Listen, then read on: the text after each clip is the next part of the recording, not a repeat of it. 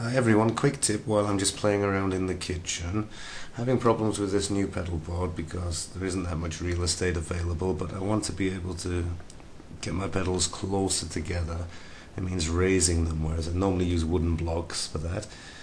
I don't have any available. However, I found some old backy tins, these sort of freely available anywhere, I think.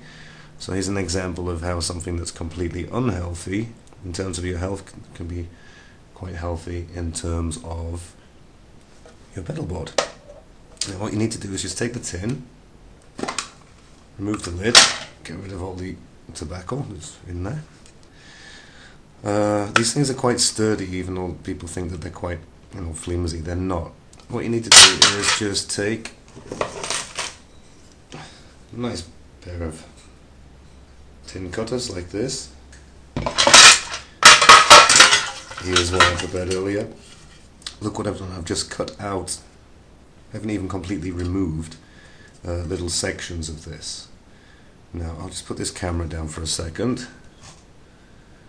Now what I'm going to do is, if you take a look here, we've always got this problem that sometimes right-angled power jacks are not freely available, and when you're in a rush like I am, because I'm playing tonight and I need this, you've got no other option than to use these huge things here. These are the Ibanez, I think it's a DC5 or something, which is, they're ridiculously huge. I don't know who designs them, but they need a slap.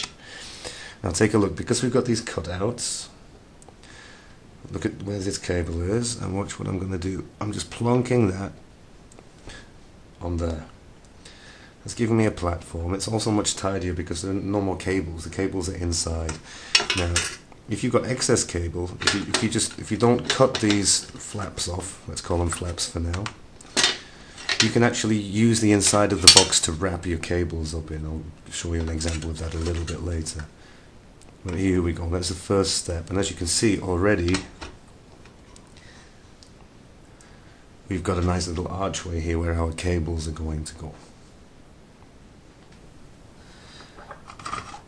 Now, as you can see, I've just filed down the sides of those boxes there where I've cut it because they are a little bit sharp. Watch your fingers. Even with these standard Ibanez cables, it fits in perfectly. There's no mess. We've got the power jack coming in through the back there. The pedal is not fastened to the box yet. Now the power jack's coming out here at the front, and excuse me. Now, just by pure coincidence, these boxes are absolutely perfectly sized for these Boss pedals, for example. Here I'm just going to take another Boss pedal and put it in front of this one. I'm going to tuck the power jack inside, release the cable from it, attach it, and voila. Now, just about perfect clearance, optimal clearance there for two Boss pedals next to each other at absolutely zero cost. You can put as many of these next to each other as you want, and you can also hide all the cables under these little tobacco boxes. They're pretty sturdy. Now, as I mentioned, if you don't cut off these flaps, you can use the bendy metal there as a kind of cable holder. Take a look if you've got a longer cable, for example. If you don't want things floating around everywhere, you just simply bend these little flaps down. I think they'd probably survive at least 100 bends. And that's it. Simple as hell. Now, right now, I'm heating up this tin, and there's a very good reason for it. Mainly the surface where the Velcro is going. Hang on a minute. Now, the reason I did that is because I've got this sort of self-adhesive Velcro. It's not that sticky. However, my tin is now red hot, and I'm gonna somehow, without burning myself, I hope, I'm gonna attach that Velcro to it. 2 strips there. Be careful when doing this, it really is hot. Now we'll just let that cool down for a bit, and you'll find that the standard cheap self-adhesive Velcro that you can get from any tailor's or department store will actually stick 100 times better having done that. Next step. Now Boss pedals in particular are not the most Velcro friendly in the world. You know, you've got these lovely stickers on the bottom that helps us identify if they're Taiwan or Japan or whatever, and you decrease the resale value by putting glue on them, of course, and Velcro as well that won't come off. Sometimes they end up looking like this. It's my poor little Taiwan CE2 completely covered in gunk. Now you can try attaching Velcro to the sticker, but you'll probably rip it off. Now what I'd recommend is this. Once again, let's take our self-adhesive Velcro, but look at how I'm going to put it on. There's a little trick here. What I'm doing is, instead of just having it on the base plate, I'm going to let it just go over the side a little like this, as you can see, and the same on the other side. Just cut that off.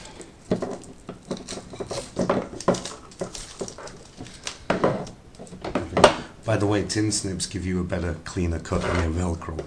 So, see? And then you can just lightly press it down there if you want. Now, our heated, still a little warm, tin here should now be able to accept the Velcro. Of course, I put 2 strips on there, not just 1. And just by pure chance, those Boss base plates fit perfectly on this size tin. So there we have it. 2 strips on that, and it should hold perfectly, even upside down. We'll test that in a minute. Okay, there we go. All done. Take a look. That's not going anywhere at all. Now, the normal problem is, of course, when we take the pedal off, it'll rip the Velcro off the bottom of the plate. But if you look, because I heated it up, that ain't going nowhere. There's no way. In fact, I'll have troubles getting that off. It's cooled down now, and it's pretty much stuck. Now, to attach the plate to the board, you can screw them on if you want. It's up to you, but I need something that's pretty mobile and flexible. As we've already discovered, Velcro can help us out there. What I'm doing is I've just put a little tiny piece of Velcro there.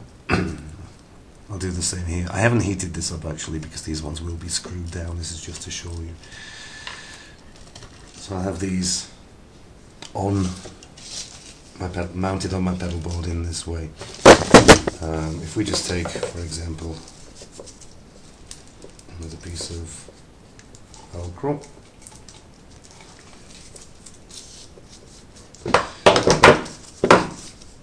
we'll stick that on here. And if you look, I'm just going to place on this Velcro in this way. So this is stuck to the board, let's say, and the box is then held on in this fashion by these little strips of Velcro. And here's the finished result. As you can see, this is an NS2 here, a Boss NS2, and we all know how tangled up you can get with those things with all the inputs and outputs. It's mounted on the pedal board, flush up to the wah pedal here. So the jack is of course in the wah pedal, you can't see it. All the cables going through the box. If we go to the back, you can see our power cables are in there too. So there you go. Absolutely cheap, in this case free. A little bit of money for some Velcro, but it's a nice way of neatening up your pedal board, and something to do with those old non-recyclable metal tobacco boxes. Thanks for watching.